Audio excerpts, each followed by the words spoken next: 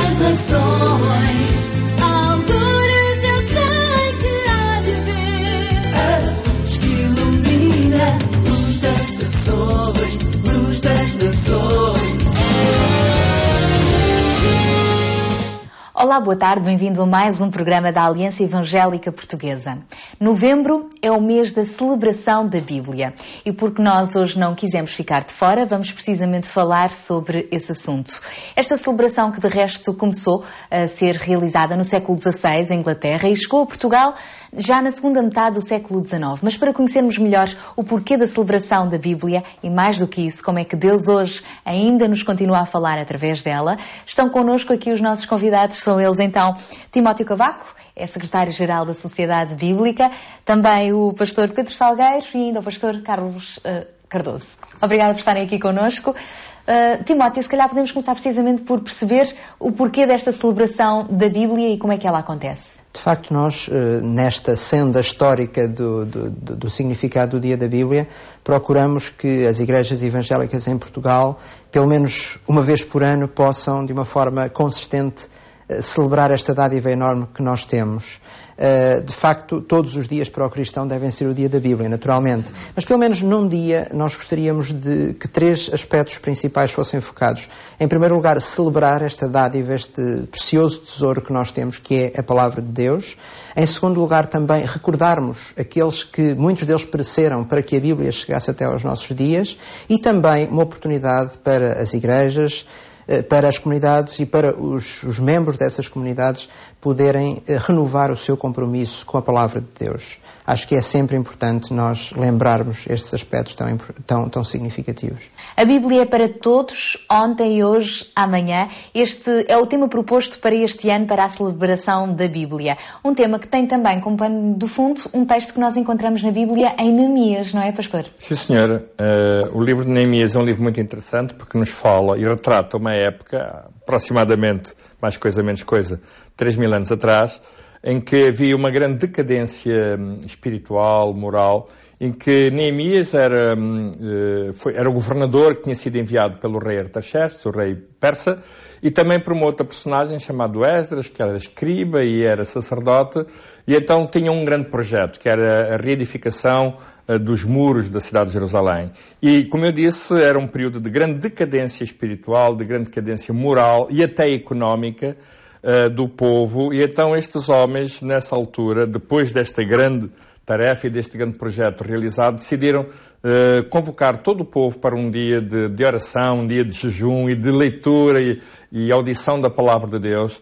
E então Neemias 8 retrata-nos isso.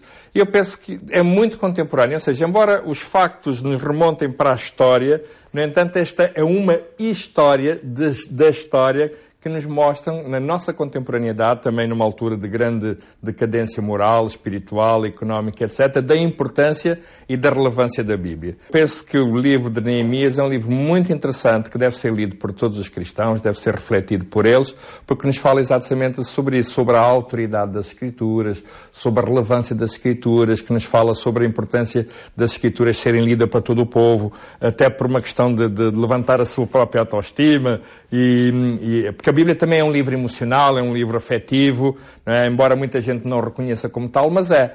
E eu penso que o livro de Neemias fala muito sobre isto, diz que o povo chorou, depois eles pediram para eles se alegrarem com ele, então foi um tempo de grande festa e de grande celebração. Por isso, o livro de Neemias é extremamente interessante na contemporaneidade também. E hoje, pastor Pedro Salgueiro, por que continuarmos a celebrar a Bíblia? Bom, a celebração da Bíblia é fundamental para a nossa fé, porque a nossa fé está baseada em dados objetivos, não é? Uma vez que Jesus Cristo já não está corporeamente entre nós, nós temos a Bíblia como referência para nos dizer aquela que é a verdade de Deus e aquilo em que havemos de crer, não é? E, portanto, podemos dizer que a Bíblia é a revelação de Deus para o ser humano de todas as épocas e para todas as culturas. Portanto, a celebração do Dia da Bíblia é, de facto, como eu disse há pouco, fundamental para a nossa fé.